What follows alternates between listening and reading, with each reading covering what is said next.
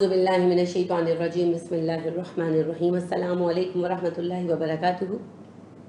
پچھلے ہفتے کے موضوعات میں ایک موضوع تھا نجومیوں سے مستقبل کا حال پوچھنا شرک ہے، تو اس پر ایک بہن نے یہ سوال ارسال کیا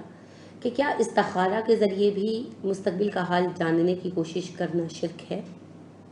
بڑا دلچسپ سوال ہے، اس پر بعد میں بات کرتے ہیں۔ اصل خوشی مجھے اس بات کی ہے کہ آپ نے تفکر کا آغاز کیا۔ تفکر یعنی دین میں غور و فکر کرنا بذات خود ایک عبادت ہے۔ اللہ آپ کے ذوق و شوق کو بڑھائے۔ دیکھیے، سب سے پہلے یہ جان لیجئے کہ غیب اللہ کی ملکیت ہے، اس تک کسی کی رسائی خود نہیں ہوتی۔ ویسے تو قرآن میں یہ موضوع بار بار بیان کیا گیا ہے، قرآن کے عنوانات میں سے ایک مستقل عنوان ہے۔ میں آپ کے سامنے صرف سورہ جن کی آیت نمبر 26 اور 27 پیش کروں گی۔ اللہ فرماتے ہیں، عالم الغیب فلا یظہر علی غیبہ احدا الا من ارتضی من رسول فانہ یسلک من بین یدیہ ومن خلفہ رصدا۔ وہ اللہ غیب کا جاننے والا ہے، وہ اپنے غیب پر کسی کو مطلع نہیں کرتا سوائے اس پیغمبر کے جسے وہ پسند کر لے، لیکن اس کے بھی آگے پیچھے پہرے دار مقرر کر دیتا ہے۔ یعنی غیب کا علم اللہ کی ملکیت ہے، اللہ کسی کو اس سے آگاہ نہیں کرتے، اللہ یہ کہ جو انبیاء کرام علیہ السلام گزرے، آدم علیہ السلام سے لے کر ہمارے نبی صلی اللہ علیہ وسلم تک، ان میں سے جس کا زمانہ تھا اس کو اس کے عہد میں، اس کے وقت میں اللہ نے کسی بات سے مطلع کیا اپنی مرضی اور خوشی سے۔ تو رسول اللہ صلی اللہ علیہ وسلم نے اپنی زبان حق بیان سے بہت دفعہ غیب کے راز افشا کیے، لوگوں کے دلوں کے حال بتا دیے، ان کی نیتیں ظاہر کر دی، بے شمار واقعات ہیں، ان کے بیان کا یہاں موقع نہیں ہے، لیکن یہ علم آپ کو اللہ نے عطا کیا۔ جبرائیل علیہ السلام جب یہ بات آپ کو بتانے آتے تو ان کے ساتھ فرشتوں کی قطاریں اترتی تھیں، ان کی صفیں اترتی تھیں، جو شیاطین کو کوسوں دور رکھتے تھے تاکہ وہ بھنک بھی نہ پا سکے کہ بات بتائی کیا گئی ہے، کس موضوع پر بات ہوئی ہے، وہ یہ بھی نہیں جان پاتے تھے۔ ٹھیک ہے، تو لہٰذا پہلی بات یہ کہ علم غیب اللہ کی ملکیت ہے، اللہ کے بتائے بغیر کوئی نہیں جان سکتا، اور دوسری بات اللہ سوائے اپنے رسولوں کے کسی کو نہیں بتاتا، اور تیسری بات رسولوں کی آمد کا سلسلہ ختم ہو چکا۔ رسول اللہ صلی اللہ علیہ وسلم بلا شک و شبہ آخری نبی ہے۔ ما کان محمد نبا احد من رجالکم ولکن رسول اللہ وخاتم النبیین۔ محمد صلی اللہ علیہ وسلم تمہارے مردوں میں سے کسی کے باپ نہیں ہیں، وہ صرف اللہ کے رسول ہیں اور خاتم النبیین ہیں۔ آپ صلی اللہ علیہ وسلم نے بارہا فرما دیا، لا نبی بعدی، میرے بعد کوئی نبی نہیں آنا۔ تو لہٰذا جب کوئی نبی نہیں آئے گا تو کسی پر علم غیب بھی نہیں اترے گا۔ آپ صلی اللہ علیہ وسلم نے ارشاد فرمایا،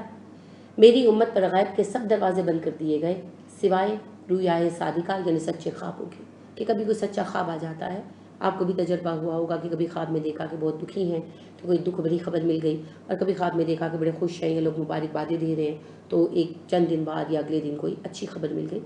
تو یہ رویائے صادقہ ضرور ہیں جو آ جاتے ہیں، اس کے سوا کوئی طریقہ کار موجود نہیں ہے۔ اب آئیے کہ استخارہ کیا ہے۔ استخارے کے متعلق جو عوام میں مشہور ہے نا، غلط العوام بات ہے کہ استخارہ کا مطلب اللہ سے مشورہ کرنا، یہ قطعی غلط ہے۔ پتہ نہیں کس ظالم نے یہ مطلب بتایا ہے۔ استخارہ کی روٹ ہے خیر، خا یا را، خیر۔ آپ عربی کی کسی ڈکشنری کو کنسلٹ کر لیں، آپ موجود پائیں گے اس لفظ کو، اور خیر سے بنا استخارہ، جس کا مطلب ہے اللہ سے خیر مانگنا، بھلائی مانگنا، اچھائی طلب کرنا۔ ٹھیک ہے، لہٰذا امام راغب اصفہانی مفردات القرآن میں بھی استخارہ کا یہی مطلب بتاتے ہیں کہ استخارہ کا مطلب ہے اللہ سے بھلائی مانگنا، خیر مانگنا، اچھائی مانگنا، مستقبل کے لیے بہتری طلب کرنا۔ تو دعائے استخارہ ہے اللہ سے اچھائی مانگنا جب کوئی اہم کام کرے۔ اس کا طریقہ حدیث میں ایک ہی حدیث ہے، حدیث کی کتب میں ہے، سبھی کتابوں میں، صحاح ستہ میں، مسند احمد میں، سب مستند اور اہم کتابوں میں آپ کو یہ حدیث ملے گی، کیونکہ بہت مستند حدیث ہے۔ اس کو جابر بن عبداللہ رضی اللہ عنہ نے روایت کیا ہے۔ اس کے طرق بہت سارے آیتیں ہیں، لیکن حدیثیں کی، روایتیں کی، جس میں جابر بن عبداللہ بتاتے ہیں کہ رسول اللہ صلی اللہ علیہ وسلم استخارہ کی دعا پڑھنے کا حکم دیا کرتے تھے۔ ٹھیک ہے، لیکن کہیں بھی اس میں یہ نہیں آتا کہ اس کے ذریعے غیب کا علم ہو جاتا تھا، اور پتہ چل جاتا تھا، اور جیسے ہی کہتے ہیں کہ جی جب استخارہ کا اشارہ ہو جائے تو پھر اس کو ماننا فرض ہو جاتا ہے وغیرہ وغیرہ، پتہ نہیں کیا کیا کہانیاں مشہور ہیں۔ پھر استخارہ کے بے شمار طریقے ہیں، وہ تسبیح سے استخارے کیے جاتے ہیں، اور پانی بھر کر برتن میں تو اس میں پرچیاں ڈال کے استخارے کیے جاتے ہیں، کھڑے ہو کر استخارہ کرو جی دائیں بائیں ہلو گے تو ہاں ہوگی، آگے پیچھے ہلو گے تو نہ ہوگی، اللہ اکبر، طرح طرح کی چیزیں، ایک ساری دعا کو طلسم بنا کر رکھ دیا ہمارے لوگوں نے۔ پھر اس چیزیں یہاں تک جو ہے پائی شہرت کہ لوگوں نے دوسروں سے استخارے کرانے شروع کر دیے کہ بھئی یہ کوئی بڑے ہی ولی اللہ ہے غالباً، تو ان کو جو ہے اللہ کے ساتھ کوئی ڈائریکٹ ڈائلنگ کا طریقہ معلوم ہے، تو ان کو تو غیب کا راز فوراً فرشتے بتا جائیں گے۔ دیکھیں جی، غیب کا علم کسی کے لیے نہیں ہے، میں نے ابھی آپ کو حقیقت بتا دی، ٹھیک ہے۔ اب کوئی بھی جو اس طرح کا دعویٰ کرتا ہے وہ جھوٹ کرتا ہے، اور اس کی انتہا یہ ہے کہ ٹی وی پر جیسا کہ ایک بہن نے مجھے بتایا پروگرام آتا ہے استخارہ کے نام سے، پتہ نہیں کون سے چینل پر، یہ بھی میرے علم میں نہیں ہے، تو اس میں کوئی حضرت صاحب سو کالڈ بیٹھے ہیں جن کے پاس ہاٹ نمبر ہے کوئی اللہ کا، اور لوگ فون کر کے پوچھتے ہیں جی فلاں جگہ شادی کریں یا نہ کریں، تو میرا خیال ہے جتنا وقت اس کالر کو لائن ملنے میں لگا ہوگا اس سے بھی کم وقت میں وہ حضرت صاحب جواب دے دیتے ہیں کہ جی اللہ کی طرف سے اس کی اجازت نہیں ہے، یا اللہ کی طرف سے اس کی اجازت ہے۔ تو دیکھیے جی، اس قسم کا غیب کا علم تو اللہ کے رسول صلی اللہ علیہ وسلم کو بھی نہیں تھا۔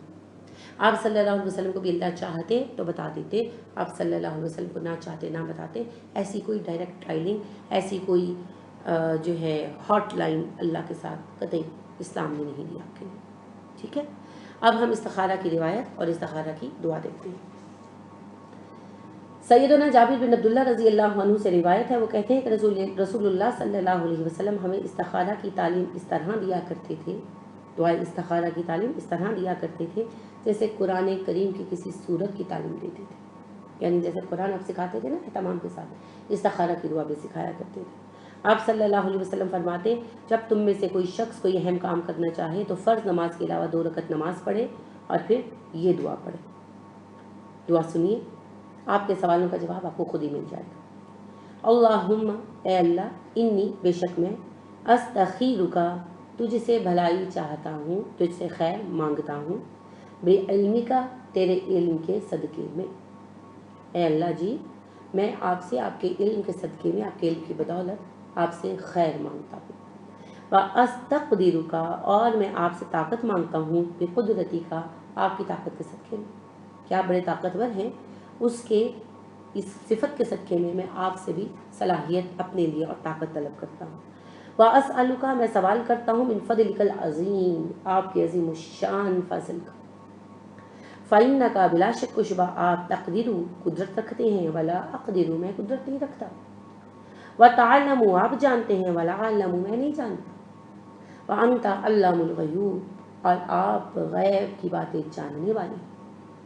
اللہم، اے اللہ جی، ان کنت تعلم، اگر آپ کے علم میں یہ بات ہے، ان ھذا الامر، کہ یہ کام، خیر، بہتر ہے، لی، میرے لیے، فی دینی، دین میں، و معاشی، معیشت میں یعنی دنیا میں، و عاقبت امری، اور اپنے انجام کے لحاظ سے،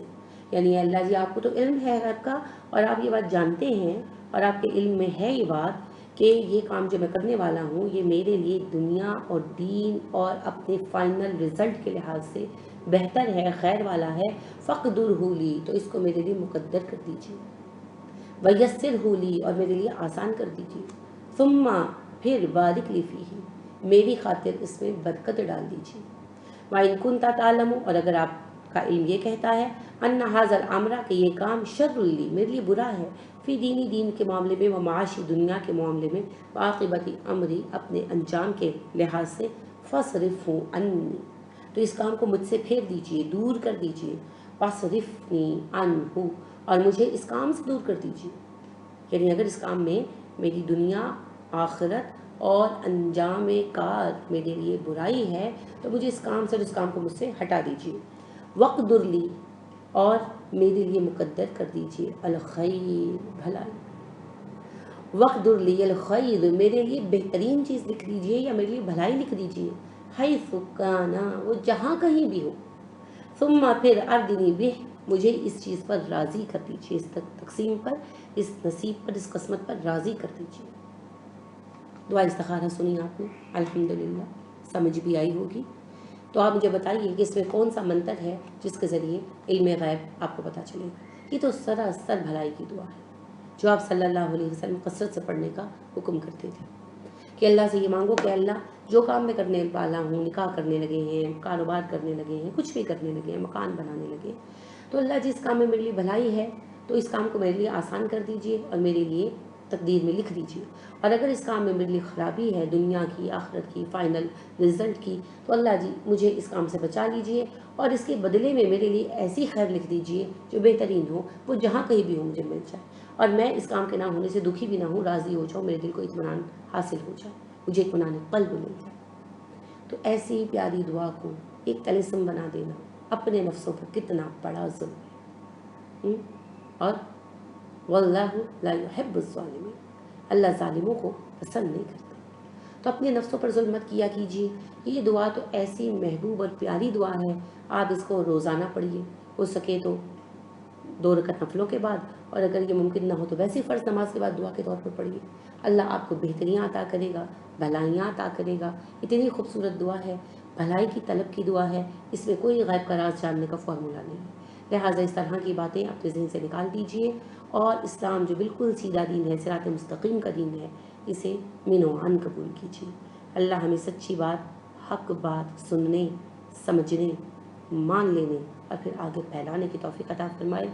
آمین۔ سبحانک اللہم و بحمدک ونشہد ان لا الہ الا انت ونستغفرک ونتوب الیک۔ السلام علیکم ورحمۃ اللہ وبرکاتہ۔